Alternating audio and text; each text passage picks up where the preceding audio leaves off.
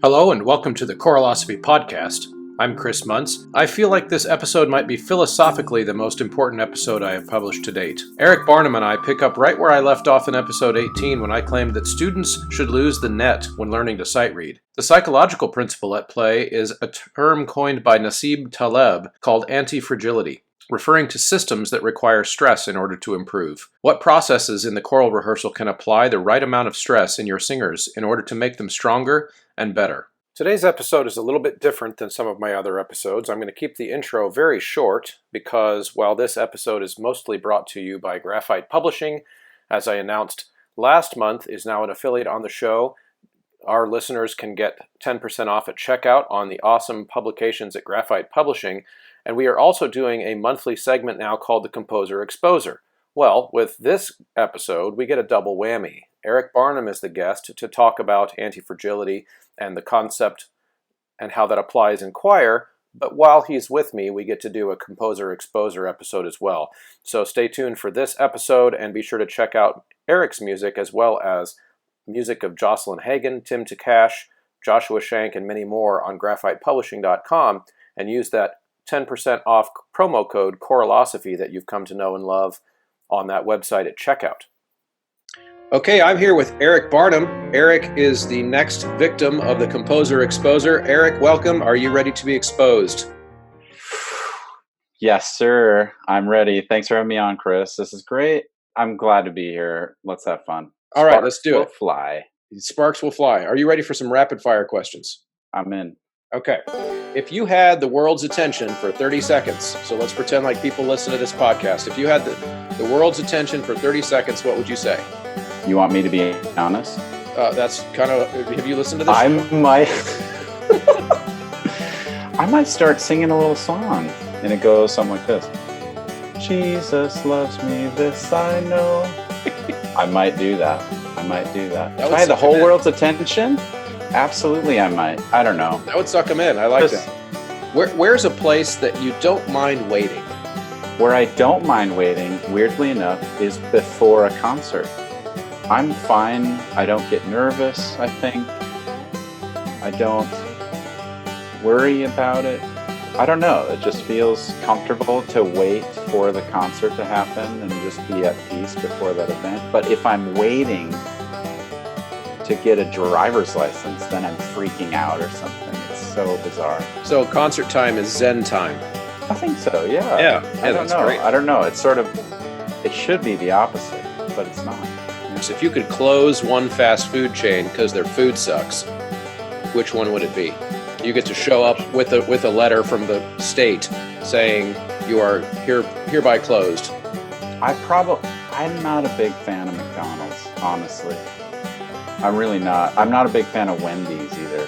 Wendy's is kind of bad. Would you leave your hometown forever or stay in your hometown forever, and those are your only two choices? Absolutely leave. Okay. Leave my hometown forever. What's your hometown? Sorry, people from my hometown. And McDonald's. Sorry, McDonald's people. Yeah, sorry, McDonald's. Don't sue the Choralosophy podcast.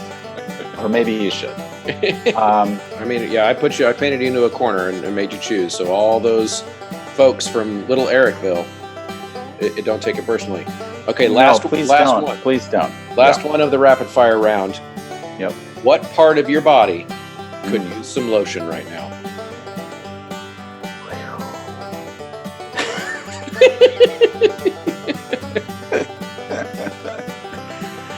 I'm going to play it safe, Chris. I'm going to play it safe right now and say the back of my hands because they get dry. Yeah, that's fair. That's fair. Safe. All right, you everyone. Survived. This is a family show, Chris. It is. I can always toggle the explicit versus clean yes part for each episode. That works. Yep. All right, so thanks for partaking in that. That's always a risk because I don't let you see the questions ahead of time. You survived. Can I ask you a rapid fire question? Sure. All right. What is? I'm just thinking this up right now. What's the worst thing you've ever stepped on? The worst thing I've ever stepped on. Oh, easily a fish hook with a bare foot on a boat while fishing. Um, that Oh, was barbed the whole thing, and so trying to get it back out the other end was, oh. yeah, it was bad. Did It was you bad. get a I was tetanus probably, shot? oh yeah, I was probably 11. But Okay. I can remember it. Like, I mean, it was. I became All an right. adult. I became an adult on that day, Eric. Yeah, you did. Yeah, that was it. Was there blood? Oh Who yeah, got it out? What, yeah. you're like your dad? Did your dad get it My out? dad Yeah. got it out. Actually, it might have been my grandpa, but some old man got it out. Yeah, Some old guy. some old guy I'm related to intimately, I That's guess. right. Right. Okay, so Yep. let's talk about graphite. We're gonna you publish quite a bit of stuff on graphite publishing, and I've got a few of your scores from there before, but I want to hear what, if there was one piece on there that you love that means something to you, that you just want as many choir directors as you possibly can to know about it.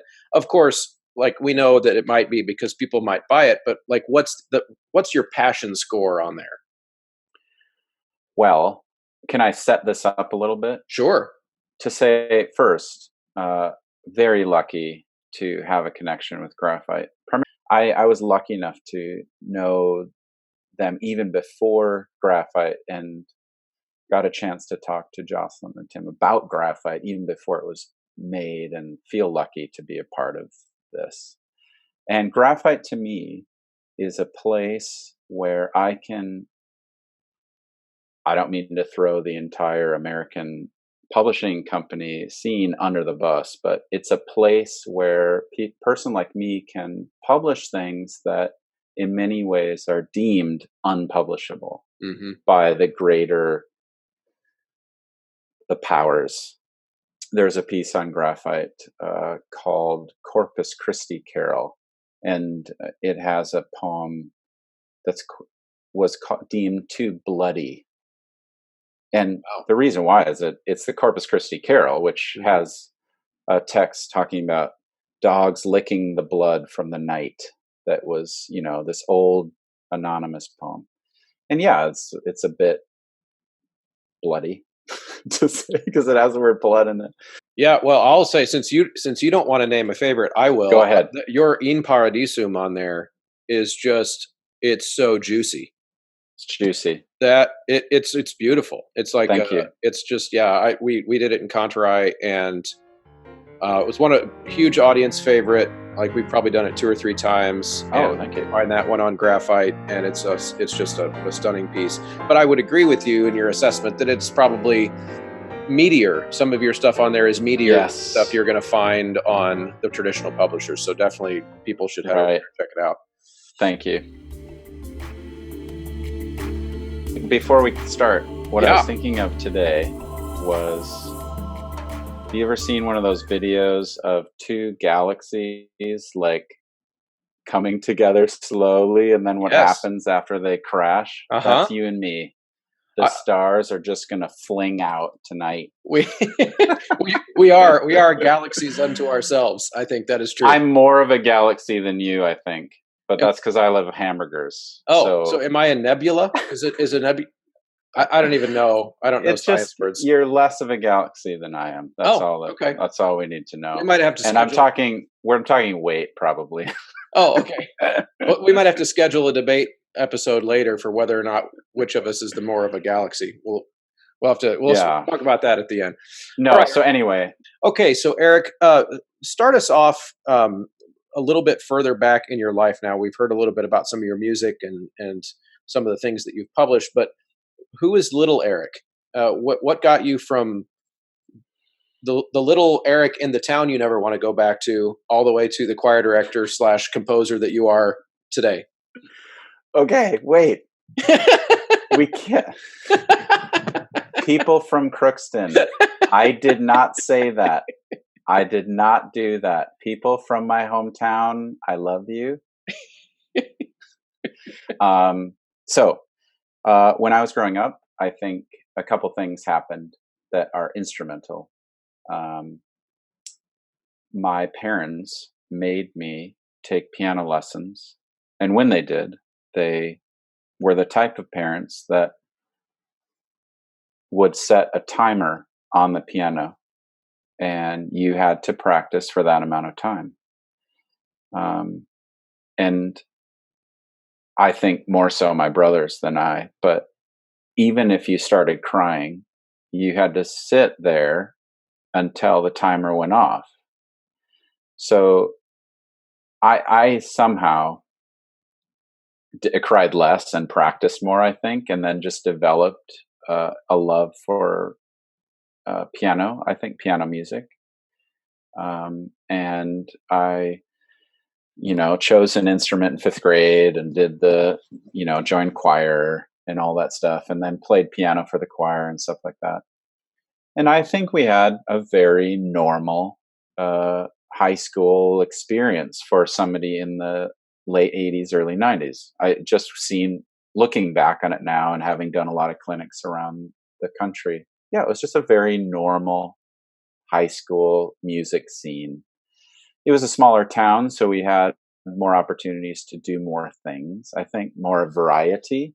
I should say that probably plays a role too, is that I got to explore more. I feel like today kids are having to focus more, I think, because of just time. I don't know how we did it back then, where And it seems Adderall. like I was in everything. You know what I mean? Mhm. So I was, or I tried to be. Wasn't somehow I could play sports and be in the musical. I don't know how it happened, and then also choir and band and marching band, and so just to say that I I was developing I was developing some talent and a taste for it. Certainly, I had no idea the greater world. I mean, we were a small town and not doing particularly difficult things. I think the hardest thing that we sang in high school was John Rutter's Te Deum, which was a big deal. Uh, that Mhm. was the big deal for like in a Yeah. 3-year span. Woo, we did that piece. But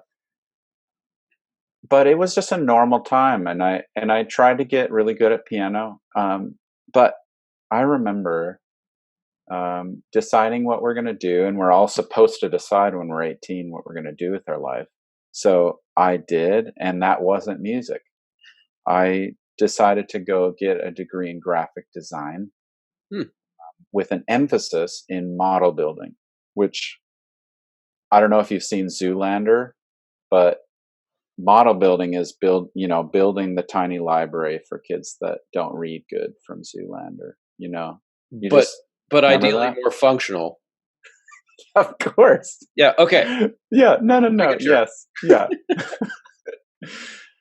Anyway, it's what, for those of you in the audience that really care, they're the people that build the cool models after the architect designs the building. Okay. So that's what I went to get a degree in. It was but what I ended up doing was join the choir Uh-huh. as the only thing that I kept doing.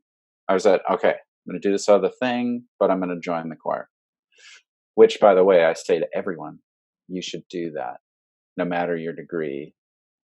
When Sing you in are choir. a freshman, sing Yep. in the choir. Yep. Doesn't matter what. Don't just stop. Anyway, so I sang in the choir, and that year not only happened to be the retirement of somebody pretty well respected in the choral field. His name was Paul Brandvik. His claim to fame was that he did all the Madrigal Dinner books and texts and all the. So if you've done a Madrigal Dinner, you have seen his name, Paul Brandvik. But in his final year, he took the choir to Europe.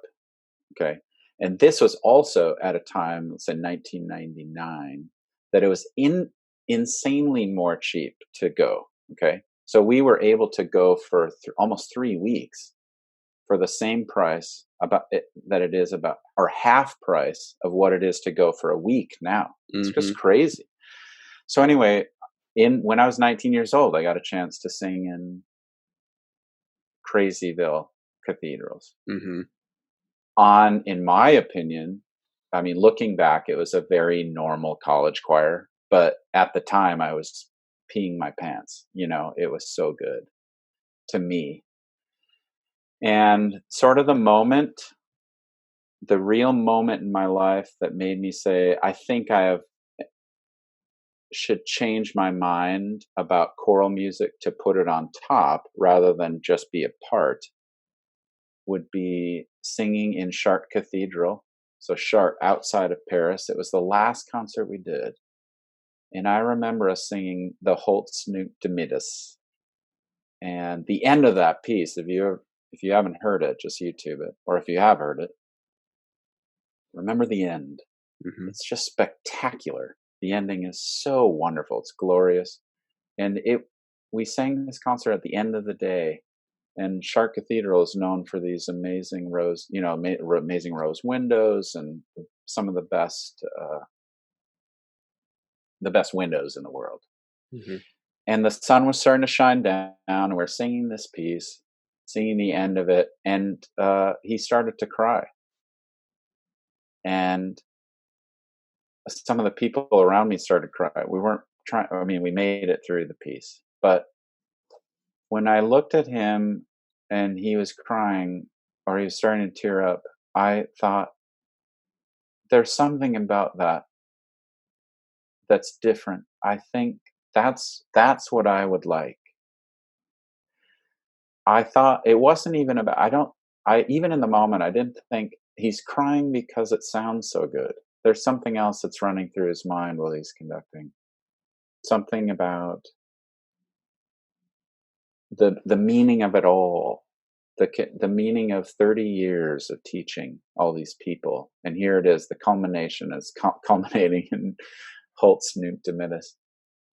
Something existential was happening. Absolutely. Mm-hmm. And he was experiencing it. And Yep. I said, that is probably going to be more fulfilling than a lot of other things. And I think that's what I would like. So I went home and changed my major, essentially immediately. And I thought at the time that I'd change it to music ed, because that's the normal way you do these things. And I went to the first music ed class and then changed my major again and said, I can't do this. That's what I was thinking. I can't do it. I can't do it. So I changed my major to vocal performance, and I had no idea what I was going to do after that, except I still love choir. And then I won't tell the story here, but I tell the story to any kid that asks about how I started composing. And that happened about a year later. I didn't even start composing until I was 20, 21. And sort of through a tragic circumstance, decided to cathartically emote via writing music rather than just performing it. Mm-hmm. And something clicked. And this is what I say to every person going to get an undergrad degree is, half of you have no idea what you're even good at. You don't know because you haven't even tried. So leave the box open, because out of nowhere, you could be really good at something, down the road. And you're bad at things you think you're good at. Absolutely. Well, that's a classic undergrad right there. Yeah. Anyway, so that's sort of the origin story. The origin is having a nice background, pretty normal background, I would say. Lots of practicing, lots and lots and lots of practicing. A love of certain things that really helped out, a love of math, a love of reading, a love of poetry.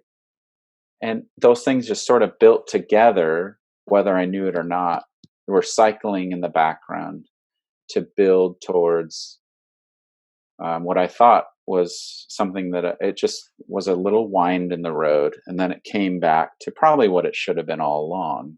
But I think we all need that in a way, is to find it in our own way.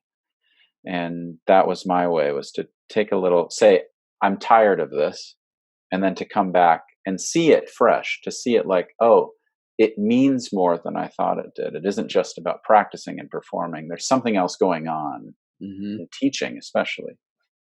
Yeah, that's great.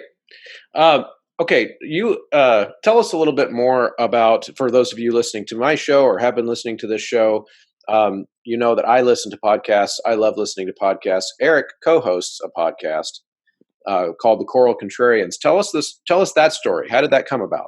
I was in Sioux Falls, South Dakota, regional convention. I don't remember the year. I'm sorry. It was a great conference. I don't remember the year. So memorable. There was somebody there that I had never met, and his name was Richard Robbins. And he had just took the job at University of Wisconsin Superior, and I was the conductor at University of Wisconsin Oshkosh. Weirdly, it was just simpatico. We shared a lot of similar opinions about a lot of things that are happening in the choral world right now. Some similar philosophical background ideas. We like some of the same authors, and that they influence not only how we teach, but how we think about music. And what we discovered was that in many ways, it seemed like we were individually having a contrarian view to the larger scene. Okay. And so we said, hey, let's just start talking more often. And I think maybe it was a year and a half ago that I said, you know what, I'm gaining a lot from this. What if we decided to just force ourselves to do it all the time? Something that already was happening organically via the phone. And I said, well, neither of us know what we're doing. Let's just do what we do, only record ourselves doing it. And so that was the birth of what we call the Choral Contrarians podcast. I wanted to call us, what did I say? Altar Boys with a Z. Altar Boys, because he's devotedly Catholic, and he didn't let that fly. So we had to come up with another name. I think you chose the right name. I think so too. Altar Boys. No, we didn't do that. So we called ourselves the Choral Contrarians, and we're finding it fun to do. We will probably start a second season. I guess we'll go season to season. We've done it a year. We have like 16 episodes. The appeal is that it's for people that really want to dig in deeper, but also it's more than just the appeal, and selfishly so. It's just letting people listen in to two guys talking about something. Yeah. Well, the way really I've listened to every episode. I love it. Thank you. And one of the things that I find interesting, and then people who listen to this show, if you haven't come across it, you should go check it out. But one of the things I think you'll find interesting if you enjoy choralosophy is that what you guys do is you seem to talk about very similar strain of ideas that I do on this show, but because you're, as you described, you kind of have this nerd partner in Richard that can you have this rapport back and forth. It's just the two of you each time. Yep. So what I do on this show is I try to talk about a lot of those things too, but I'm bringing on people that I've never spoken with before. That's so right. It's a different kind of dynamic, totally different dynamic. And so what tends to happen is when I dive into these issues on my show, they tend to be more like how those issues are affecting the choir world of the person I'm talking to, and then how it intersects with my world. So it's a little bit closer to the classroom. Yep. You might say. Absolutely. Whereas when you listen to the Choral Contrarians, you're hearing kind of like the very philosophical underpinnings, and you guys bring on a lot of like actual reading quotes from a lot of the philosophers and the different people. Whereas I don't do that so much on my show. It's kind of like talking about how that philosophy affects you, and how that philosophy affects me. So I think that's kind of cool. So my prescription to everyone is to listen to both shows. They probably should. Because they probably should. Yeah. Then you'll get the full picture. For everybody, all you choralosophers out there too, there will be a show this season where Chris joins us, and we're going to give him almost no time to think about it too, and we can't wait. Good. So it's going to be. That's how I roll. The other thing about I think what's great about the difference between our podcasts is that I love that there is some sort of practicality to it, whereas that was never our goal or point, was to necessarily be practical at all. But the really deeply philosophical ones, they are only approaching a certain type of podcast listener. That's right.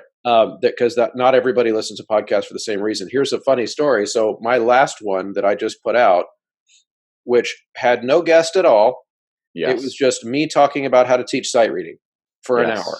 Yes. Has been by far my most popular episode. It's been already viewed probably 4 times more than even my episode with Jason Ferdinand right after ACDA. Not surprised. And which I was surprised. Oh, you were? Yes, okay. I was surprised. I was expecting that people would like it because it's practical and you'd get that. But that, like, it's just me talking. So, like, who cares? Well, I'm bringing on all these people that everybody knows and everybody's excited about. And I wanted to talk a little bit about ways that you think a couple of issues you touched on, which were passions of mine in the show, could be brought a little bit closer to the classroom. Great. Some things that the teachers could actually do if they value these things. And one of them was one of your very first episodes, maybe second or third, which was called the Anti-Fragile Choir, I think is what you called it. Yep. So I'm very familiar with Nassim Taleb's term Anti-Fragility. I'm very familiar with Jonathan Haidt's research in his book, The Coddling of the American Mind, that talks a lot about that. It's Great a fantastic book for any educator to read or understand. Yeah. Why don't you, since you did a whole podcast on it already, just kind of tell my listeners what it means to be anti-fragile? I think even Nassim Taleb did this in one of his talks where he said, okay, just imagine you have a glass cup, okay, and it's on a table and you push it off the table, okay? When it hits the ground and it shatters, which we're all familiar with, that's what's called fragile. The glass is fragile. Now imagine that you had the same glass and you pushed it over the edge, and when it fell, it didn't break.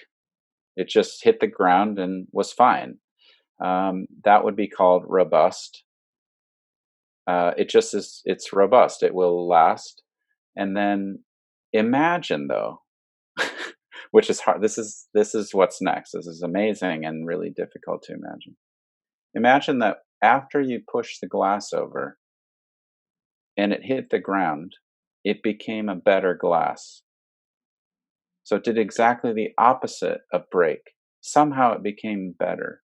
And that's what anti-fragile would be. And is it perfect? No, but it's a good introduction to the topic. So if you could push your choir off of a cliff, I'm just kidding, and they didn't break but got better, which I often want to do is push my choir off a cliff. Yeah, so they all of a sudden can sight read when they land. Okay, no, great. Sight reading is a wonderful example of sight reading. To me, is the best and easiest example to make a entity or a community anti-fragile. Do certain things, and the way that I like to say it was inflict harm, which is like do things that it's not about purposely damaging, but almost thinking about that way, where you're choosing to do certain things that aren't necessarily a lot of fun, but can inflict enough harm to give them a resistance profile to harm. Yep. It is in a weird way like vaccinating, okay? Yeah, vaccinations is another wonderful way to think about anti-fragility. I want to add something to your explanation there with the glasses. Great. Yes. Earlier. Great. Yeah. The reason Taleb decided to make that distinction and try to create that term is because his whole point was we don't have a word for that in English. Yeah. We have a word for the cup that falls off and breaks. We have a word for the cup that falls off the table and does not break and just stays the same. But we don't have a word for something that is broken, damaged, and then comes back better. But we do have things in our universe and our world that operate that way. So his argument is that we need to have a word. And so the word that he came up with was anti-fragile. So other examples, the immune system, of course, is anti-fragile. That might be even better, Chris. I think that might be even better. Yeah. Human bones. Yes. Human bones are anti-fragile. In fact, the sight reading example you were just kind of hinting at. Here's how I would think of it: is if our and this was actually my most recent episode, which I made a pretty forceful took a forceful stand in that episode that choir directors have got to stop playing notes for kids. Got to stop playing notes for kids. If they are reading along with someone playing the piano, they are not sight reading. They are following an auditory external driver, which within milliseconds. Within milliseconds, right. But our brains are smart enough to do that. So we are following and not reading. And so the connection there to me is the human bone one. If you walk around with a leg brace on when you don't need it for 5 years, and then take it off, you will fall because during the growth during that 5 years, the bones were not allowed to endure stress by holding up the full weight of your body, so they will atrophy. Our bones get stronger as we age. They get stronger even if they break and then reheal. They're able to reheal. They come back stronger. So, and I love that you tied that to sight reading, because that's actually, I agree. That's my favorite example in choir of ways to create an anti-fragile choir is to teach them to read. Yes. So and I mean, let me just say this again too. What does it mean to practice sight reading? Practice sight reading in a weird way is like adding a vaccine to your body. You know, you're adding something or you're doing something. Does it have any? Could you get by without it? Without sight reading? Could you do it? Could you do a performance, something amazing, without sight reading? We couldn't do what we do at my school without it. Well, I mean, you could prepare a choir and never practice sight reading, couldn't you? I mean, at some point, you could. Sure. You would have to. You could learn by rote, or something. You'd have to do less repertoire and different repertoire, and But when you sight read, or you put yourself to the fire, I mean, that's what sight reading really is. I mean, sight reading is scary. Real sight reading, not like the pansy sight reading, but actually, like when you don't have a net sight reading. Do you know what I mean? Where it's like you said, take the piano away, and you've got leaps and bounds, and you start to challenge them with interesting stuff. Like, what if you made your choir sight read a Bach chorale from the Riemschneider every other week or every week? You just hand it out. Hey, everybody, we're going to read this. Not in German, but just on, and whatever, either solfege or not. It doesn't. I think it would even be fun for you to take away solfege and say, "Can you read this?" By just seeing it, by just trying, and failing. That was the other thing about Anti-Fragility that matters. It's a close tie to something we talked about later in our podcast, which is hedonic adaptation, where it's when you fail, you're more capable of handling not only failure in the future, but you're capable of, it's practice. You're just practicing. You're practicing getting better as a musician, as a human being, as a person that can sing better and take risks and read better in the future. Everything becomes faster. So that's why sight reading to me is like a vaccine for the future, to get, it helps you get better later. Yeah, absolutely. I also I see that the anti-fragility concept and philosophy is also very tied to Carol Dweck's growth mindset philosophy. If you ever come across that, it's the difference between growth mindset and fixed mindset. Are you familiar with that book at all? Not really, no. Okay, so I'll have to look it up. She's a psychologist, and she's got about 15 years or so of research that went into this one book called The Growth Mindset. And it is, it's very similar. Her language doesn't use anti-fragility language. It's just, but you can tell that it's different, or that it's the same in the sense that they both ideas reward the concept in the learner that you will fail, and that the failure itself is necessary for you to be able to grow.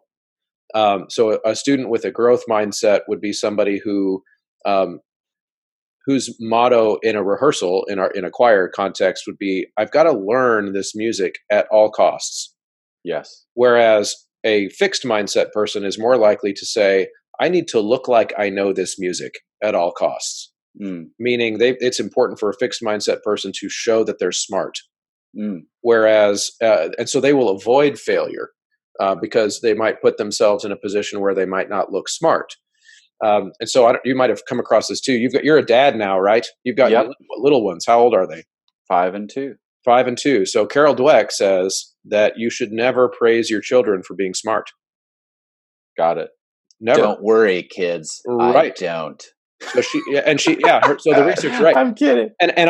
Mine are 11 and 7, and I read this book like 3 or 4 years ago, and of course I'd been telling my kids when they exhibited smartness.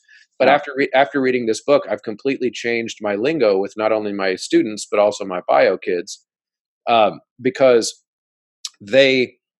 essentially her point was that if you tell a kid that really cool thing they just did, like sight read this Bach chorale, yeah, sure, is because they are such great sight readers. You guys are so smart. You guys, man, it's just amazing that you did that. They will feel good about the compliment in the short term. But then what happens when you put something in front of them that they crash and burn on 2 days later? That's right. Well, if their success was because their inherent smartness, then their failure logically would be because I guess they're not as smart as my teacher said I was. And whereas if that first time they nail that Bach chorale, you say something like, you guys, my goodness, that was excellent. We've put some work in on this, haven't we? Your this sight reading thing. We've worked on this. Right. Thank you for your work. Then what you're doing is you're praising the process and that they went through to get to that point. And then if they fail, because they will at some other thing later, then you can go back and talk about what part of the process did we not hit? What do we need to do for next time? And so I think I see ties between that idea and the anti-fragility idea, where you start to become more comfortable in your own skin with failure. And let me ask you a question. Yeah, go ahead. Let's try this one on for size. Let's say they sang that chorale. Could you say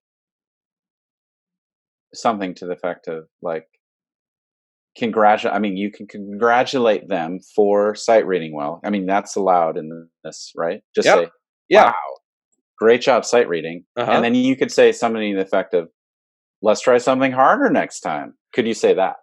Actually, she has a great one. I laughed out loud at this one because I love it. But she said, if you give a student something that's too easy, rather than talking about how it's too easy because they're so smart, you can say things like, wow, I'm sorry I wasted your time with that one. Let's do something that really challenges you. Right? Let's get that lead hum out and sight read something atonal next time. Yeah. No, that's good. That's good. I think either way, I think the main point to the anti-fragility thing and this thing is that we shouldn't be afraid to, again, it sounds so bad. I got to figure out how to change the language, but inflict harm. And what I mean by that is to give things that are hard. It doesn't have to be candy and lollipops and feel good all the time. That includes, in my opinion, literature, another one I was going to say, but sorry, really quick, you're fine, would be one way to create an anti-fragile choir is to program differently. Just program differently. Program different stuff that isn't necessarily fun all the time. I know it's a big joke to say we got to eat our vegetables, so let's do a Renaissance piece. But no, what if vegetables was some weird Benjamin Britten tune that's really hard to sing? Or what if eating your vegetables was singing a Messiaen? Or some of the weirder niche stuff. That's right. No. And, there's an accomplishment there, by the way. When they're done and they feel accomplished, they will be more anti-fragile. I Uh-huh. remember when I was an undergrad, and this same guy that I was telling you about earlier, Paul Brandvik, one of the pieces that we did on that freshman tour was Ives Psalm 96. Sorry, somebody's going to know and embarrass me. But it was an Ives Psalm, and I hated it. I hated every minute of rehearsing it. I hated our performances of it. Um, it was polytonal, you know. It wasn't. It just every minute of it I hated. And I'll tell you, looking back, it's a memory to me, and I treasure that memory now. To say I was better at the end of that, Hmm. and even though I didn't love the sound, I was so much better as a musician, and as a just because I had the opportunity to struggle. I mean, it was a huge struggle for me personally, not only emotionally but musically. I mean, it was just so hard for me Yeah. at the time. And so I just want to challenge. I mean, it would be so wonderful to go to a convention and hear more variety and more things happening, and people challenging their singers. Not It doesn't mean necessarily to even sing harder stuff. How cool would it be to have a pro choir get up there and do a unison piece? You know, I'm just saying it doesn't have to be that idiotic. I'm just saying it's good to challenge. That was the whole concept of the Mhm. anti-fragility. Yeah, and let's dive into that language that you use too, because I think you're right that some people would probably be turned off to the concept if you say you have to harm your students. No, and And I that's not know what I mean. no, and Yeah, I know right. you don't. Because I totally understand. I've read the book. I've I know what you mean. But let's talk Yeah, about that. Just for the person who doesn't know what we mean, when you say yeah, inflict harm, I think what we're really saying is you are, as an educator, yes. intentionally putting your students in a position where they are not able to settle into a comfort zone all of the time.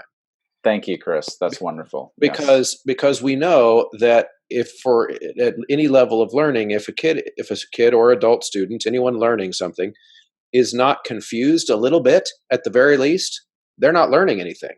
Because Right. if they're not Right. confused, that means they're not kind of trying to rethink a concept or a precept or Right. whatever it is. And so in my classroom, this is another area that I think anti-fragility plays into it. I want to see what you think too. In my classroom, another area that I have to use these principles is getting very young singers, because my kids start at age 14 at the school. Okay. So getting very young singers past that, what is sometimes a crippling anxiety of making any kind of noise in front of anyone. Yeah. And that is the high school teachers all that are listening, all are probably nodding their head already and know that that is one of the hardest parts about our job. When Yeah. most of the time the college directors get people when they're at the very least phonating already, whereas a 14-year-old oftentimes is so scared that when they take a breath to have it to make a sound, their vocal folds are literally not even touching. Like it's Isn't they're this amazing, Chris, that what you're talking about has nothing to do with singing, though? oh, it's all in the Weirdly. head. No, that's what I'm saying. Yeah. Like weirdly, that's what a conductor has to do, is be a Mhm. psychiatrist too. Yes, For weird, it's absolutely. crazy. Yeah. Absolutely, and I've seen a lot of conversation about things like that on Facebook groups and different chat, conversation boards with other colleagues. And you mentioned being a contrarian to the profession, and I feel like this is an area where I am a contrarian to the profession, also Yeah. in the sense that I see absolutely no reason to hold that kid's hand. So my um, because I care about them, I want them to experience what it will feel like when they finally just suck it up and do it. Hmm. Because and I've been doing this a long time, and I've taught now over 2,000 students. So my sample size is pretty small or pretty large, Yep. in the sense Sure. that I've been interacting with this type of problem now for 17 years, and I've seen the difference between how a kid reacts when they are told, in this class we sing in front of each other, and then they start crying, and they will sometimes have a panic attack. And I think the consensus is, well, that you got to make sure each kid gets to do what makes them feel comfortable. You don't want to put them in a situation where they might feel uncomfortable. And I'm sitting here thinking, no, actually, I'm trying to make them uncomfortable, because what they will then experience is an overwhelming sense of accomplishment where they stared at something in the face that they feared intensely, even though it's an irrational fear. It's still an intense fear that for a lot of people is real. And then I help them overcome it by giving them no out. And what in my experience over years of doing this is that in almost every case, that fear for my students usually only lasts a couple weeks at the beginning of the school year. And by the time they've ripped off that Band-Aid a couple times, they are singing in front of each other. They are singing without a breathy, uncoordinated onset. They are sight reading, and we do all of our sight reading a cappella. So there is something to that idea of, if you call it harm, you're calling it harm only in the super immediate short term. And when I say it, I meant it in a weird, like the book says, and and in a humanity vaccination way. That's what I know that there is. I really hope people don't fixate on that, because we're talking about, yes, it's just a language semantic issue. And what's funny about what you were saying though is these kids, and we're still kids, Chris, you and I and the rest of us listening, we're afraid to be found out to be frauds. That's, I think, what we're afraid of. We're afraid to open our mouth and to be seen to be what we really are, which is just faking it until we make it, And the truth of the matter is that what you're doing is you're exposing them to, yes, take that step, yes. And then what they realize when they open the door is that everybody is a fraud. And we're all in this together. We're all figuring this thing out together. And the people that would make fun of them are the real problem, in life. And so I think that's so awesome that either through some sort of overt encouragement or pushing them out onto that small stage, that's the harm, or that's the harm that you're talking about, the uncomfortability of that moment. It's a stimulant for them to grow. That's right. It's a vaccine. That is the vaccine. And guess what? They become more anti-fragile. They become better. They become robust first, and then they become better. I think.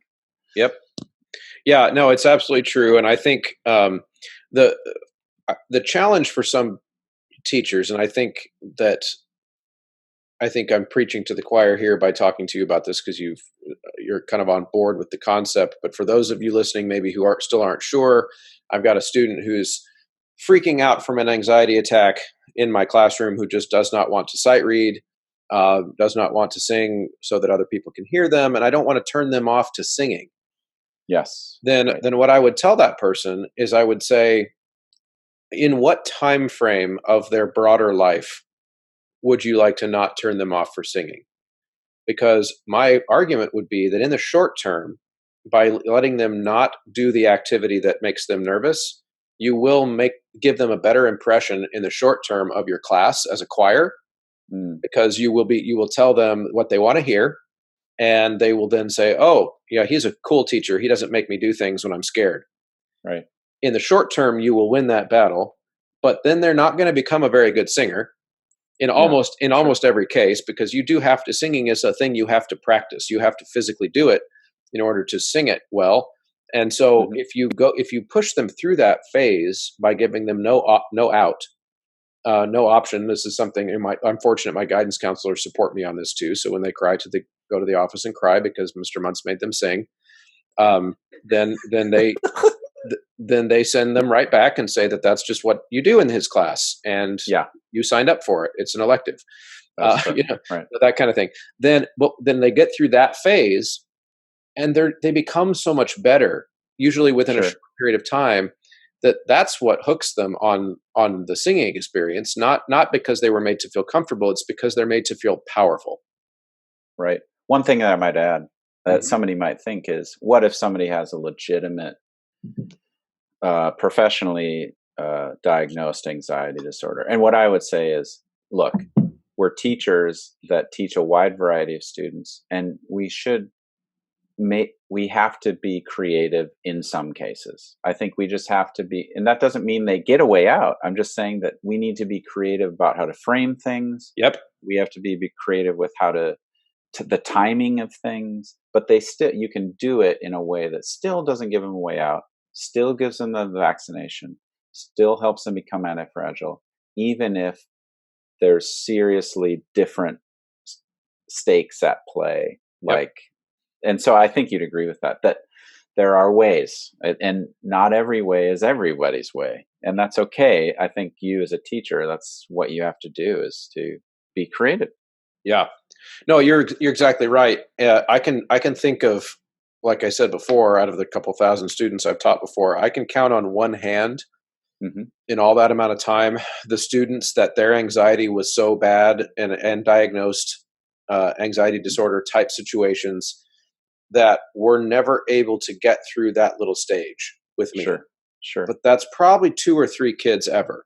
Yeah. And hundreds of them, because that's the world we live in now, have some kind of anxiety disorder diagnosis. Yeah. So you're right. And so what I've done over the years is I've come up with lots of different tricks and lots of different ways to get them to do it. One of them is that I know that for a performance anxiety type situation, in most cases, the biggest moment of fear for a person is right before they sing. It's that moment, like, I'm going to take a breath and I'm going to start singing, and then everything seizes up because I'm really afraid. So one of the things that fixes probably 80% of those situations is that I tell them, I'm going to stand right next to you and I'm going to start with you. Oh, good. Start singing with you, but then you don't know when. I'm just going to eventually fade out and you're going to keep going. Chris, what you're saying is genius too, because what you're doing is you're saying you're not alone. That's it. That's all you're saying. Yep. I mean, but it's not like you're not alone. Believe me, trustful. I'm behind you. It's not that. It's you're literally doing it with them. So in a weird way, you are holding their hand to a degree. Yeah. But it's like bike riding with a kid. And then I just walk away. You've got your hand on your back, and then you let go. You let go. Yep. And it works in almost all the cases. The most extreme ones I've ever had to do, where I'll tell a kid, "You're not getting out of this. You're still going to sing, but you can go and, like, the door of the classroom, you can go step on the other side of the door, but you have to leave it open a crack so we can still hear you." Okay. And that fixes so the more severe ones that, like, I just can't do this in front of people. I'll say, okay, so what if we could hear you, but we can't see you? Does that make it easier? And in almost all cases, they will. And then, so I know we're not supposed to touch students in high schools, but if a kid's crying, I'm going to touch them. And so I'll come up it's usually a freshman girl, and she's going through her. I usually just have them sing, like, "My Country 'Tis of Thee" or something. Something really easy that they know, and they'll start crying. And sometimes I'll just go up and kind of link arms, like the "You're Not Alone" thing, and I'm going to stand right next to them, and I'll just sing, so only I can hear you. And which, of course, I know that everybody can hear if they're singing really softly. And we do other, group activities where it's like, any kind of, if I even smell that you are making fun of each other during this time, this is your warning. You're getting detention. Absolutely. We're gonna support each other. So I think what they're learning in instances like that is they are learning their own strength, and that's the anti-fragile aspect, I think. We're talking about this more and more, and I'm just thinking how sad we are at this time, where we're all so self-sabotage, where these kids sign up to sing in a choir and they don't want to sing in a choir. In a weird, you know what I'm saying? In a weird way. They'll say they want to sing with people. They just don't want to sing. But then they don't sing with people either. Right. They hide. Their voice hides in the choir. It's tragic. And I think it's getting worse. I think so. In my experience, I don't see that it's getting worse, actually. Okay, good. But there's other, that doesn't mean that it's not getting worse, like, on a grand scale. We live in kind of like a little choir Disneyland, where I've got like a, Kansas City Disneyland. That's right. Feeder system things where I know all the Yeah, kids right. before they come in, and Right. they've been singing in choirs like with teachers that I collaborate with, and we, it's a whole thing. So it's really cool. So I don't see it because we raise the kids to know what they're getting into when they come, Yeah. to Right. the high Right. school, and I'm fortunate and privileged to be in that situation. But here's what I do see. I think the argument that kids make when they don't want to sing in front of people is, well, I signed up to sing with people. I didn't sign up to sing by myself. And then we have to talk about how you're right, but in order for me to teach you as an individual, which I have a whole other episode on the show about, Sure. really Right. about Sure. finding that individual in the choir. And I can't teach you unless I know what you sound like, Right. because I Sure. can't help you. So there's plays into that growth mindset. Like, there are going to be things about your voice that when we hear you sing, we're going to try to make better, because Right. that's why you took the class. You took the class so that my expertise in helping you fix certain things that you don't like about your voice, but I can't help you fix it if I can't hear it. And that's usually where they start to buy into it. It's like, oh, Right. it's like a free voice lesson. That's what it is. And so I think that's paid off for me a lot Yeah. at the high Yeah. school level, is that idea. So I encourage people to look into this concept, because there is quite a bit of psychological research behind it. This is not just two guys, Eric and Chris, like ranting about how we should be meaner to our kids. No. There's No. quite a bit of research that this is what is best for people. Yes. And I mean, this is one of many subjects that deserve time in your mind. And again, one of the reasons we started and I think this is the reason you started this podcast, is because we all need to think about this more. Mm-hmm. We can't just go into the year and think, well, what spiritual am I going to do this year?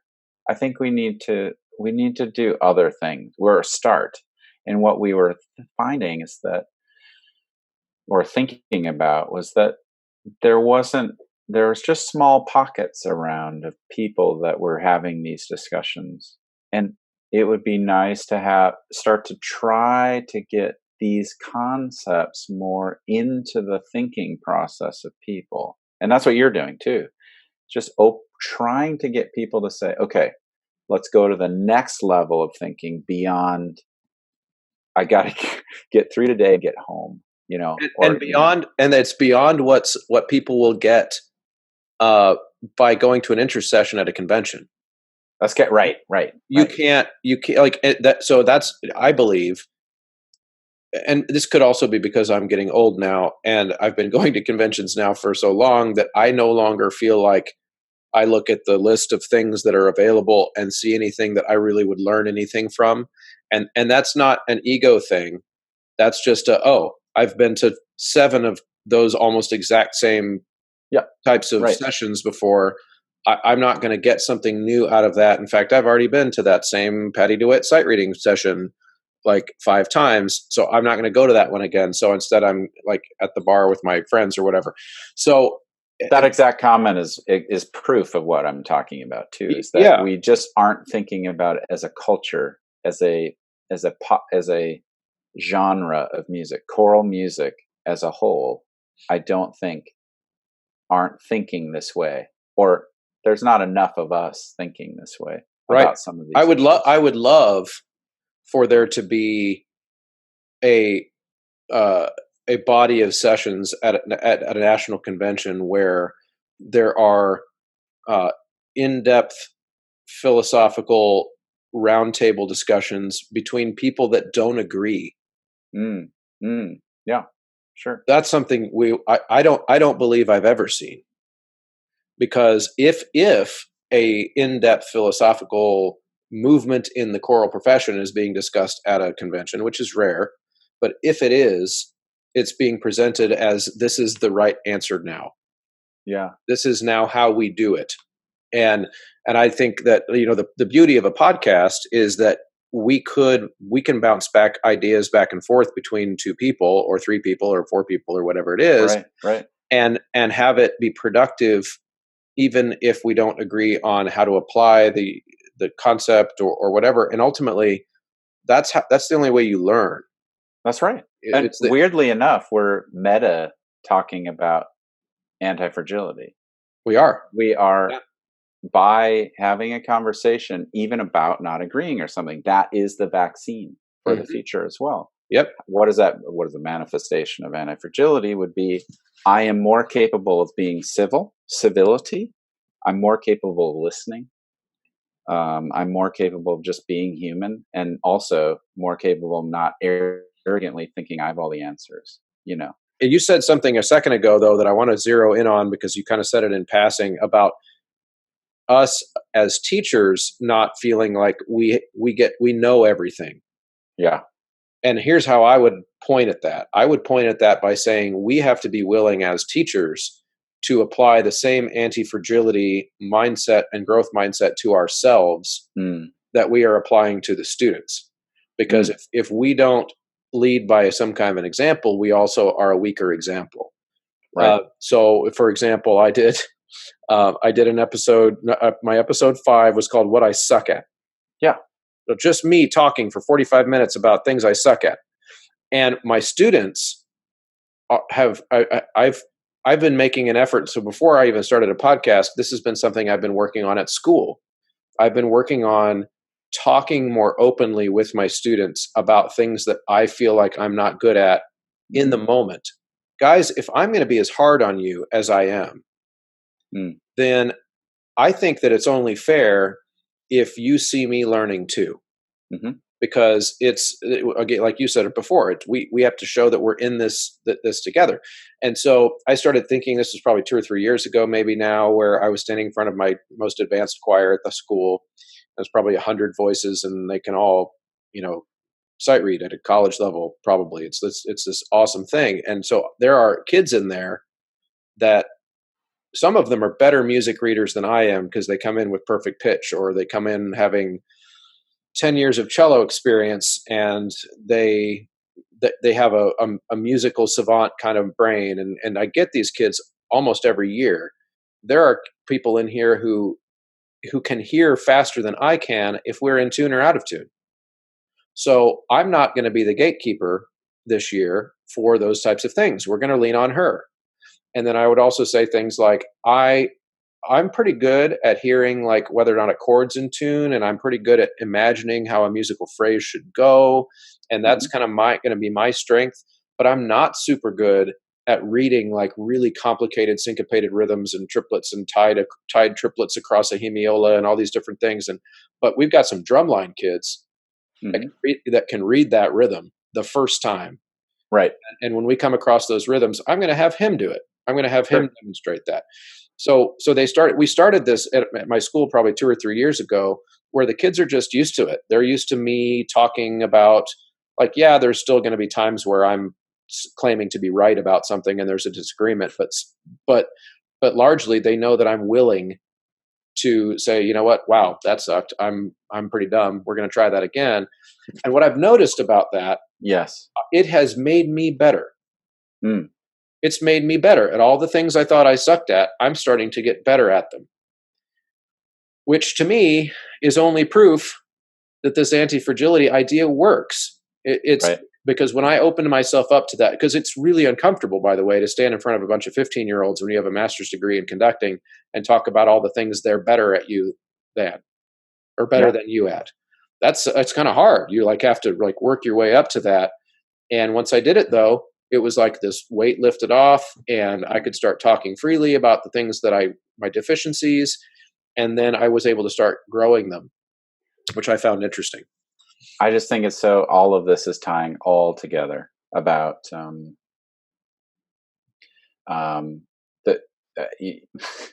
go back even a few minutes here where we're talking about the fear that we all have. It's not just our kids that are afraid to be found out, And so I think, there's an old adage, I think it's the devil or the AA adage, the first step is admitting that you have a problem or something. Right. And in a weird way, the first step towards being anti-fragile is admitting that you're fragile, or admitting that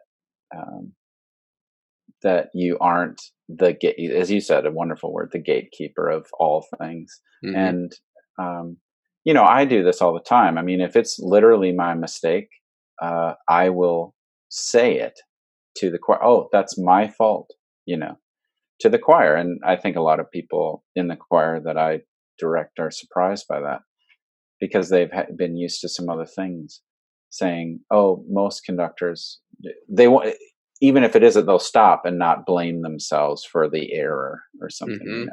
But just, and here's what happens: nothing. That's what happens. Yeah. That we just do it again. Nobody Right. says anything. Yeah. Guess why? They're like, "Yeah, that's correct. It was your error, and we don't hate you. Right. Let's do it again." They respect you more. Nobody. That's right.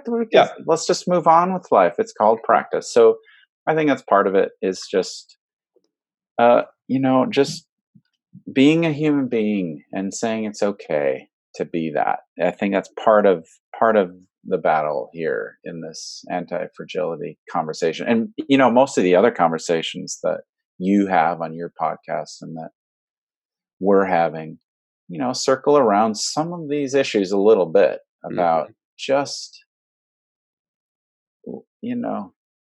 being more human, more humble, more real, less worried, work harder, um, uh,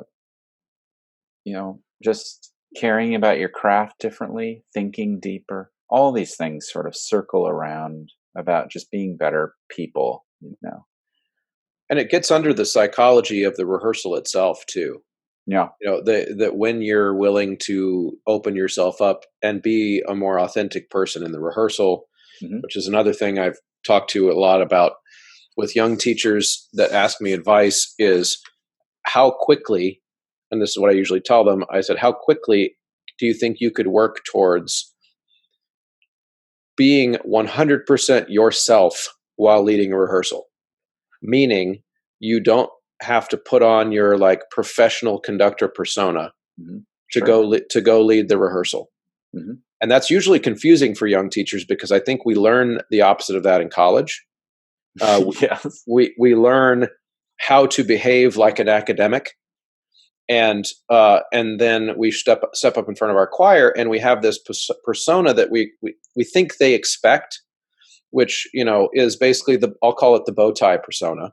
Yeah, sure. No offense to all my Missouri State friends. It's cool that you wear your bow ties, but this is a metaphor for bow ties. The bow tie persona, which is there's nothing wrong with a bow tie, right? No, but it's formal. It's formal. It's front facing.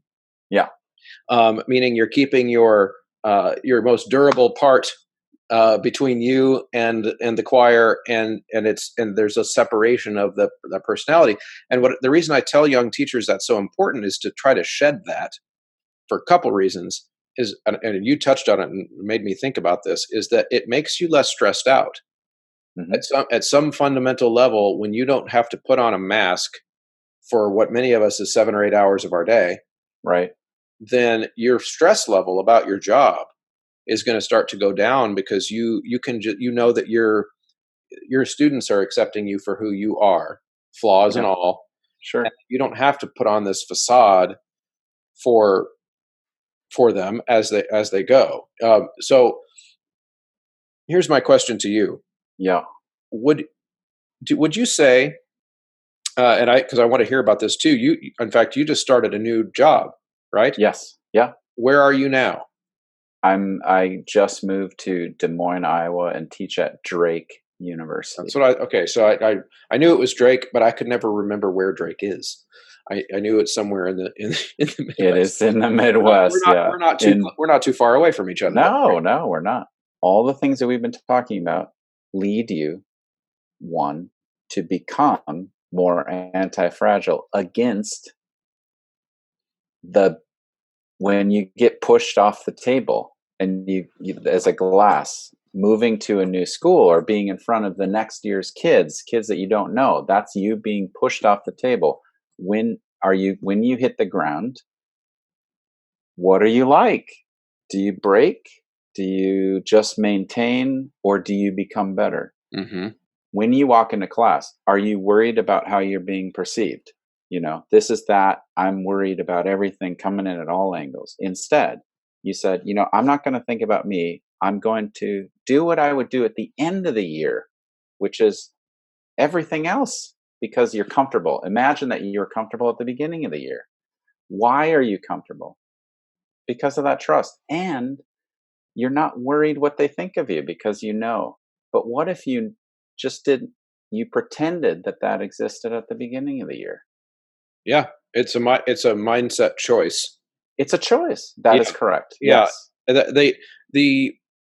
So here's, I think we're very successfully now, I think, tying these all these ideas all together in a way that I like, because, like I said, it's a little, we're getting into the classroom now. That's right. With how these ideas apply.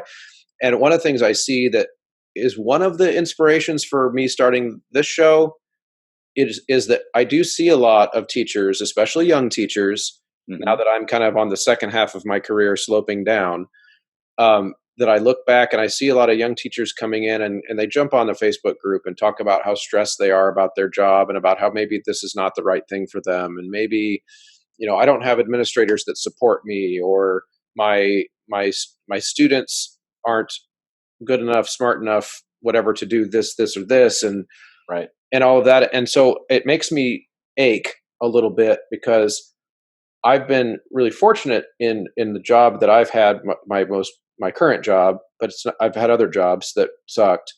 So I've been there, like I know what that feels like. But at the same time, I feel like I am so in love with and happy with and at home in my own skin in my job, that I feel like there are things that I've done that were choices that helped me get there. And one of the things that my goals of having conversations like this is I feel like they can be helpful to people that aren't feeling as secure in their own skin as it sounds like you and I are. But I also don't, I want people to have a growth mindset about it. Whereas if you have a fixed mindset, you listen to a conversation like this, you might say, well, that's them. They feel good about themselves or about their conducting jobs that they have. They feel like they can be themselves, right, but that's just them. That's not, that couldn't apply to me. Well, that's a fixed mindset. And what I want to point out to people is all these philosophies that we've been talking about. I feel like I'm a happy person in my own skin because I've studied philosophy, because I know that I'm an inherently flawed, screwed up person on the inside, but I'm able to do stuff that I do in spite of that, because I've learned by reading how great people have thought about thinking to help rewire my own thinking. Right. To me, that's what philosophy is. I'll add this to that. I had lunch with Donald Nguyen in Wisconsin, who weirdly moved to Oshkosh for some insane reason. I don't know. And he's retiring in Oshkosh, Wisconsin. And we had lunch while I was still living there. And I actually was talking about some frustrations of mine. This was before it's a natural thing to do, y'all. Okay. What Chris just described, what you just described, is a natural thing to do, to have frustrations with everything. Okay. It's natural. Great. I think the key here is to ask, why do I have them? Okay. That's the real question, is why do I have these frustrations? Not how do I get out of them? It's why do I have them? But so he said the key to his success and the key to his joy, because he's a very joyful guy, very successful, was that he always tried to make what his dream was happen where he was. He didn't go, well, I'm waiting for that next one because over there it's going to be better. Instead, he just assumed that this was where it was at. And he tried to make it happen there, at that place. And that really moved me, because I was like, well, I'm thinking about start doing this. but I don't know how it'll work here. Instead, and what I was experiencing was why am I having the frustration? Fear. Or why am I frustrated with this? Selfishness. Or why am I doing this? Jealousy. So when you ask, why am I so worried or unhappy, or something's going wrong in your classroom, maybe just first ask, okay, why am I feeling this way? And then what it might expose is something in you that maybe you need to do a vaccine to, add a vaccine against this anti-fragility thing. Mm-hmm. And it isn't just about not complaining. It's about doing what we talked about before, thinking deeper, talking to other people, arguing about things and learning something. And maybe the biggest one that I love is, I call it throwing spaghetti on a wall. What it is you just try stuff. And if it fails, this is the big part. Who cares? Let it go and try again. Okay? Yeah. But the worst thing you can do is say, oh, it's terrible here. XXX, XYZ is happening and I don't know what to do about it. But guess what? Nobody knows what they're doing. Okay? We're all just trying stuff. And some of it really works. Mm. And then you learn, and then you do it again next time, and it either works again or it doesn't. And you just grow. It's this growth mindset thing. And so that's what I encourage from as a conclusion to this bit, this talk here, is just to be encouraged. To be encouraged. And it isn't just Chris and I have it all together. It's the opposite. It's like, yeah, okay, we're so comfortable because we realize that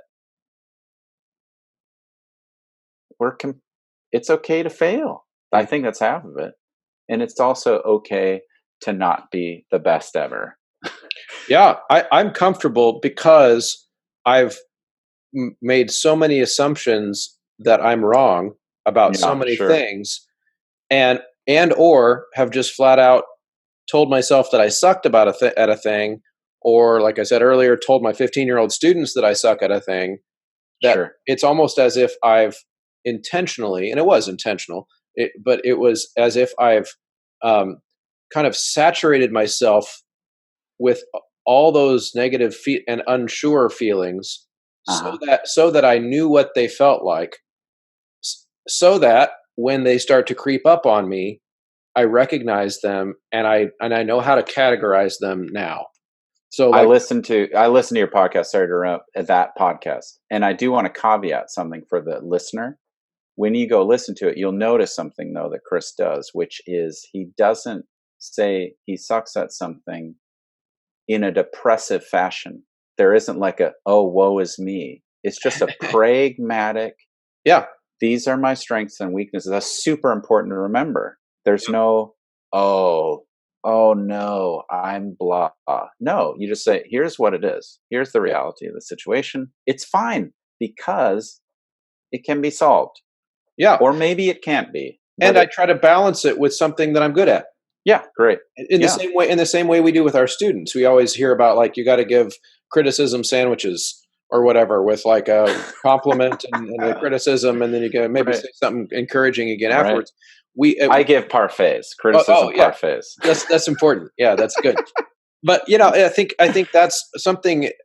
One of the reasons I think many people aren't willing to go through the process that we're describing on themselves, is partly because are so wrapped up in what other people think of us as just it's almost inherent in humanity that we get a lot too much of our self-worth from what other people think of us. And so when we start to reveal those flaws, that it might lower our social stock, our professional stock.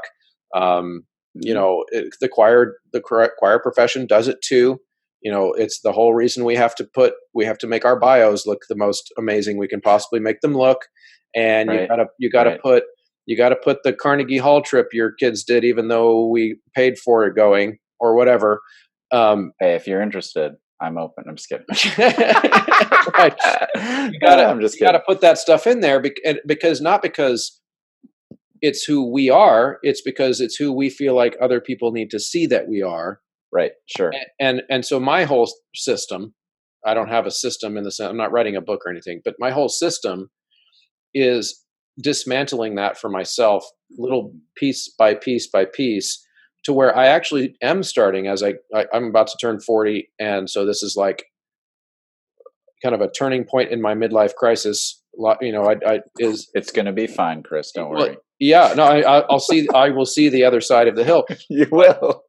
Yeah, but I feel like I'm starting to dismantle this part of myself where I feel like when I talk about this stuff with people, like where I say that I'm open about my mistakes and stuff, I feel like still people don't believe me, and they think that it's like Sure. just me blowing smoke as Sure. another way to virtue signal. But here's the reality. Yeah, right. I just really don't give a shit. Like, I don't care. And that was not true about me 5 years ago. That was not true about me 10 years ago. In fact, I think I would say that I probably only made my first mistake of my whole life at age 27, was because that was when I would admit that I made mistakes. Got it. Was for for the first time. I was super cocky, headstrong, like would not show anyone any weakness ever as a younger man. And now, because I'm kind of pulling these things apart for myself one at a time, I feel like I'm more open. I'm more emotional with my kids. I'm more vulnerable with them. I'm more vulnerable with my students at school, with my wife. It's something that spins out into every aspect of my life. What I love about this is what's so funny is that the way that you were was fragile. And now that you're fragile, you're anti-fragile. Uh-huh. Yep. It's because it's so awesome. Myself. You just turned it upside down. Yeah. You just turned it upside down. Yeah. I think people would go, ooh, he's more vulnerable. That means he's more fragile? No. It's exactly the opposite. Yeah. Mm-hmm. Yeah. Your chances of, not you, Eric Barnum, but you, person out there. Yeah, right. Your chances of hurting my feelings because you don't like me is now almost zero. And that's true, because I've crafted enough narrative in my head now to know that it's impossible for everyone to like me. It's impossible. People are too different. But I know there are people who love me a lot. Sure. And that's what I need to cater to. I need to foster those relationships. And so what you say is true. It's like when I was 27, I won't quite say that I was very Trumpian, in the sense I'm just saying you were fragile, though. Right. But what I say when Donald Trump, when I say Trumpian, what I mean is his persona is somebody makes fun of him, even a totally insignificant person on Twitter who makes fun of him, and he freaks out. Right. Like he responds and hits him back, and this whole thing. And that is, but most people would look at him and say he's so gruff and tough, and like that. Right. But that's exactly your point, I think, is that he's fragile. Oh, I will say this. There's a pastor that I know. His name is Timothy Keller, lives in New York. And he said the coolest thing, when people ask the world, or ask what's wrong with the world right now, the best thing that you could say is me. I'm what's wrong with the world. And it's a quote. It's not okay. I'm not sure I'm what's wrong with the world, but if you were to say that, there's two things I'd like to add. One, if you were to say that, it's an attitude and a mindset thing. Okay, it is a look. Again, I'm not afraid to be seen to be a fraud. Okay, it's okay. And I'll start with myself instead of pointing the finger everywhere else. I'm just going to start with me, and that's okay. Mm-hmm. That's, again, like when you're conducting and it's your fault, it's okay to say, everybody, that was my fault. Let's do it again. That's what that means. Everything was the second thing, though, that I want to add very carefully would say there's a layer that I add personally, which is I sometimes don't even trust what I'm saying about myself, too. Yeah. So it isn't just, it's okay what everybody says, because I'm like, oh, yeah, okay, great. Sticks and stones can break my bones. It's fine. But I'm anti-fragile, so they will just make me stronger. No, I'm kidding. Uh-huh. But I've found that I lie to myself a lot sometimes. And so I need to protect myself from that too, by carefully vaccinating myself against myself sometimes too. That's a different podcast for another day, but it adds a complexity. But be careful to sometimes not believe. It's not just even believing your own hype. It's about believing what you think about yourself, because it might not be true. Mm-hmm. Yeah, So I think that's external also. I think that works both yeah, ways. that's what I'm saying. Yeah, Yeah, right. yeah. It's That's what I'm saying. the assumption at all times that the thing you claim could be wrong Right. is so important to doing the opposite of that, which is finding truth. Because even though you might say, even when you reach something that's new to you as a truth, you are Mm, still going to put it through that ringer of, well, I could still be wrong. mm. And ironically, through that this is now anti-fragility of the intellect that we're Sure. talking about, Yes, sure.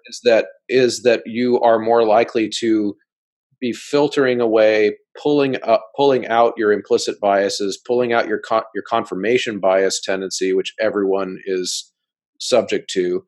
But I find And this. straw men and Uh-huh. all these other illogical fallacies along the way too, that we all fall prey to. Right, yeah, and I think it's what I've noticed is that even on like topics of just very cold and clean academic type discussions in the choral world, where I might have a contrarian opinion to what I feel like is what most people believe about the way the voice works, or the way we choose our intonation methods within an ensemble. Or I mean, there's all kinds of things that I think that my local colleagues call the Muntz brand of doing things, that so like everyone else so doesn't believe what I Sure. believe. Okay. And so the way I think of it though is I have conversations with people about why I think a choir should do X, Y, and Z, and they interpret that as, well, he just has it's his way or the highway. And I'm like, well, no, actually, the reason I think what I think is because I've put everything I think through a ringer that is the assumption that I don't know anything that I'm talking about, and I'm going to go try to Mm, find the science behind it. I'm going to go try to find the research that's the most current. I'm going to go try to find whatever it is that will prove me wrong, and I'm going to try to formulate a new opinion based on that. And so when I finally have a conversation with a colleague, I've kind of already gone through that process. sure.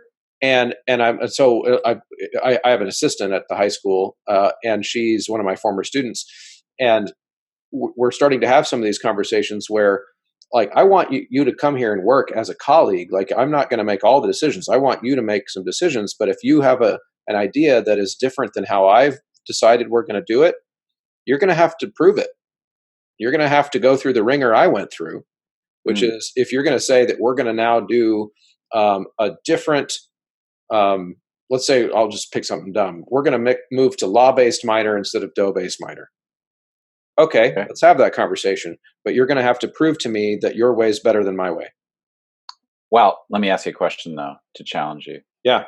What if there's a possibility that some ideas, and they're not all that in the world, believe me, I am one that believes that truth exists totally and absolutely. But what if there are some cases where the paradox of both and exists instead of either or? Yeah. That it's right. And I think that you believe that. Like, if you, that it isn't even circumstantial, is that both can work at any given time. That's probably part of the problem, is that when people go, it's his way or the highway, that doesn't mean that you can't fully believe in your idea and it works perfectly. But some guy on the other side of the country has this amazing thing happening and it also works. And then you talk to him like years later and you say, how did you do that? And it was exactly the opposite of you. Right. That's possible. So I think, but that being said, I would suspect though that guy on the other side of the country that's doing this is doing the same sort of thinking methods that you're doing. They're not just willy-nilly just happening by chance on it. So what was so good is that again, I think the main thing we're talking about tonight is processes. The process is important. Is even more important. The process that you go through to come to a decision, the process of becoming anti-fragile, the process of gaining humility or stuff like this is super important. Yeah. As important as the outcome, even. Because the outcome results from a particular type of process. Right. Well, and that's that's actually so much of a better way of saying what I was trying to say before, which is that if I'm going to tell my colleague that I would entertain switching to a different type of reading system. Yeah. Minor, but you're going to have to show me not that your idea is the superior one and is the truth one. Yeah. Right. But that if we're going to switch to a new thing, then I'm going to want to see that you've gone through the same process I went to get to my correct answer. Right. Which is the one made for me, because I don't want to make decisions based on, well, I saw somebody do that on Facebook and that's what I want to do now. Like, it's going to have to be more than that. It's going to have to be, okay, so what principles of physics are we dealing with here? What principles of psychology are we dealing with here that's going to make this a good choice? Let's dive into that. Let's talk about the music theory. Let's talk about vowel formants and all the different things that play when you're teaching kids to listen to music and hear themselves and all this kind of stuff. So so I think as long as there is, that's why I like the way you say it, because as long as there's a process that you can kind of apply consistently in your reasoning, then you are way more likely to arrive at, maybe not flawlessly reasoned, because no one can flawlessly reason, but closer and closer to consistent reasoning that's going to make you less stressed out about you're going to have less anxiety about what's coming next in your life. Right. Because you start to trust a process. That's right. Notice we're coming full circle again. And weirdly, by the processes that you're talking about, you're doing that same thing. You're stripping away things. You're just stripping away things. You're gaining more and more the truth of the matter, whatever you're thinking about. And, less literature. The truth of the matter is that we should probably program better. Period. So I'm just saying, that's just an example that I bring up all the time. So you can apply the process, all these processes of anti-fragility and this process of stripping away. Again, we're going all the way circling back to saying we should just be thinking more. Yeah. Shouldn't we? Yeah. Just think more. Just think more about it. Don't respond so much. I think we're responsive. And that's what we said before. We're responding to what other people think of us. We're worrying about everything around us. What if we just were more thoughtful, more engaged in doing what we're being paid to do, which is love kids, teach them to do something that we love and they love, and that's it. To a degree. That is fantastic, and I think that's a great place to end. I would like to at some point tonight sleep, but I feel like I could probably keep talking to you for the entire evening. Yeah, let's do it. Let's go to bed. Yeah, let's do that. Thank you so much, and I hope your children make it through the night. I know they're at an age where they they might wake up sometimes and start bothering you. So no, they're good. They're in the cage in the basement. Chris. Oh, that's smart. You got that. Yeah, tie them by the ankle to the. Oh wait, I shouldn't have said that. This will be. I'm kidding. All right. Well, thank you so much, Eric. Thanks, Chris. Thanks again for sticking around to the end of an episode. This was a heady one. There's a lot to think about here, and I've been thinking and spinning my wheels ever since recording this episode a couple nights ago. It was a late at night episode. I've never started a recording at 8 p.m. before. Normally by 8 p.m. I'm tucking my kids in and I am heading to bed, but these are the pains that I'm enduring for you to have some quality content on the Choralosophy podcast. I'm also going to address here at the end, episode 18, the sight reading episode, which I mentioned on the talk with Eric just now, is the most popular episode on this show so far, which has led me to believe that you want more of that kind of stuff. So be looking and staying tuned for more how-to type episodes and getting into the particulars of how to execute a lot of these things and philosophical ideas in your classroom. Because, like I mentioned to Eric, that did surprise me a bit. I will say, though, to make those types of episodes is a lot more work for me. So it might take me a little bit of time to put that stuff together. The reason for that is that when I have a guest on, I don't have to prepare a script. We can just talk about some topics and then banter back and forth. Whereas if I'm alone, I have to really work hard to plan what I'm going to say. So be patient. I will come out with more of those episodes, especially now that I know that the listening community really reacted strongly to that and just had way more downloads, way more traffic on my website to that episode than any other. I'm still going to do the philosophical stuff, though. I hate to say, we're not just going to become a how-to channel. Because that's not where my heart is. So we will continue to do episodes like this and try to keep the ideas close to the classroom. And if you enjoy that, and if this is something that's important to you to see this Choralosophy community grow and continue, there are some big ways that you can help. One of those is liking, sharing, and leaving ratings on the devices that you listen to podcasts, sharing on social media. It's a huge way for me to avoid having to pay those Facebook advertising costs. Other ways that you can help is actually leave a review either on my Facebook page, Choralosophy Podcast on Facebook, or on the Apple app that you use, or any other types of podcast apps. Those are ways that actually increase the visibility of the show to podcast listeners. And finally, if you are very supportive of the show, the third and final tier is to sign on over at Patreon. Patreon has made it possible for me to add a subscription service to this channel. For as little as $3 a month, you can get once a month patron-only episodes. You can get the Patreon-only Choralosophy t-shirt sent to you. You can also get some private consulting through there, just some you and me time. There's a variety of things. Now that I'm doing these how-to episodes, that's where I will publish all of the materials that go along with those episodes. So head over to patreon.com/Choralosophy and check that out as well. And looking forward to broadcasting again next time. Thank you so much for listening.